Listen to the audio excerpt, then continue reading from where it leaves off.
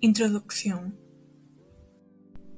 Al igual que muchos otros países de Asia, Irán cuenta con diversos mitos sobre su creación.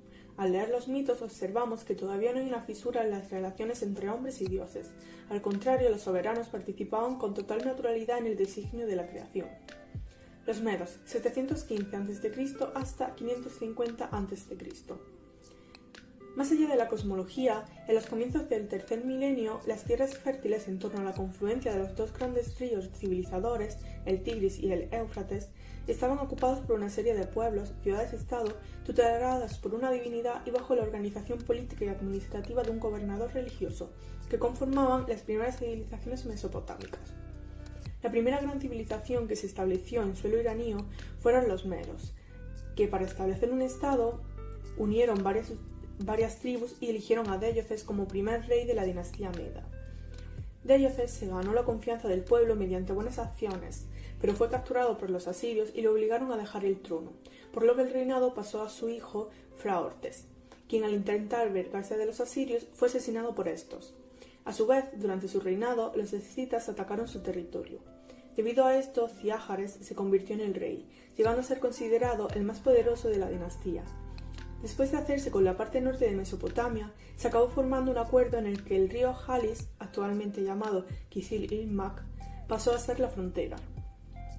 El último rey de esta dinastía fue Astyages, quien se ganó el rencor del pueblo, hecho que llevó a la conquista por parte de los persas. Los aqueménidas, 550 a.C. hasta 333 a.C. Los persas fueron otro de los pueblos iraníos que, según las inscripciones asirias, emigraron hasta la meseta de Irán y se asentaron en la ribera sur del mar Caspio para luego, en la época Meda, desplazarse nuevamente hasta el sur de la planicie, es decir, Fars. El fundador del imperio aqueménida, conocido como Ciro II el Grande, sentó las bases de su política exterior en la tolerancia y en el respeto a las religiones y costumbres de los pueblos. Aun así, durante su reinado, fue extendiendo el territorio con varias conquistas como en Babilonia, lugar donde se ganó un lugar privilegiado en el Antiguo Testamento y la simpatía y popularidad entre los pueblos vencidos. Sin embargo, tras volver de una conquista, fue asesinado por los masagetas. El siguiente en subir al trono fue su hijo Cambises II, quien extendió sus fronteras hasta Egipto. Este fue asesinado por un impostor que se hacía pasar por su hermano, quien más tarde fue asesinado para vengarse por 7 importantes miembros liderados por Darío I, quien acabó reinando. Darío I fue el primero en tener una visión moderna de la legalidad y dictó un reglamento de buenas prácticas, dejando vestigio de la importancia de la ley. Otro acontecimiento importante de su reinado es cuando ocurren las guerras médicas provocadas por la derrota de Persia. Durante estas guerras, Darío I murió, y lo sucedió su hijo Jerjes, quien reprimió las revueltas de Egipto, salió victorioso de varias guerras importantes e incendió Atenas. Fue sucedido por su hijo Artajerjes I Longomano, quien firmó un pacto con los griegos para que estos fueran independientes. Persia bajo la hegemonía de los seleucidas, desde el 312 hasta el 246 a.C.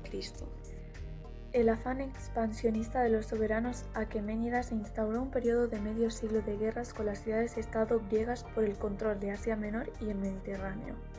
En este contexto destaca Alejandro Magno, hijo del rey Filipo que gobernaba sobre los macedonios. El primer encuentro de Alejandro Magno con las tropas persas se produjo en Granicus, derrotándolas debido a la superioridad de sus tropas. Finalmente, tras la batalla de Gaugamela, el último soberano aqueménida huye del campo de batalla y Persia queda completamente bajo la influencia helénica. Sin embargo, la helenización de Persia no fue tan profunda como en otras colonias, porque se produjo un proceso gradual en sentido contrario de persianización de los conquistadores. Durante su gobierno, Alejandro Magno comenzó con la unión de Oriente y Occidente, aunque no la consiguió ver debido a que murió enfermo. Tras su fallecimiento, las poblaciones sometidas experimentarán la incertidumbre y el terror de las batallas entre los distintos generales por el control de los feudos. Finalmente, Seleuco I, conocido como Nicátor el Victorioso, consiguió estabilizar la región de Persia fundando la dinastía seleucida e incorporando nuevos territorios limítrofes en Asia Menor y el Mediterráneo hacia el oeste. Sin embargo, hacia el 247 a.C., los arsácidas, una dinastía persa situada en el noreste de Irán, conseguirá expulsar a los seleúcidas de Persia para intentar restaurar el antiguo imperio de los aqueménidas. Los partos o arsácidas, reavivadores del imperio persa desde el 247 a.C.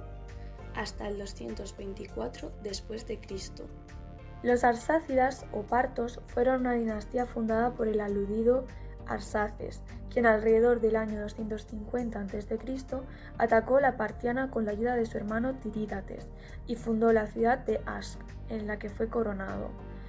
No ocurrió nada importante hasta la llegada de Mitrídates al trono, quien tras sendas batallas pudo anexionarse Media, Fars, Babilonia, Herat y Yuzestán. Tras varias sucesiones, llegó el sucesor más importante y poderoso de la dinastía, Mitrídates II, quien salvó al mundo de la amenaza de los escitas y estableció relaciones comerciales con China. Los sasánidas, desde el 224 hasta el 657 después de Cristo. Hacia el año 224 de nuestra era, Ardeshir I consiguió derrotar al último soberano parto y 2 años más tarde se haría coronar rey de reyes. Será la primera dinastía que elaborará una teoría de gobierno basada en la legitimación divina. Se llevarán a cabo también campañas de persianización para fomentar el espíritu nacional persa. Se lleva a cabo la oficialización del zoroastrismo y la recopilación del libro sagrado, el Avesta. Además, se efectuará la conversión de príncipes a nobles cortesanos, la centralización del gobierno y la división cuatripartita de la sociedad.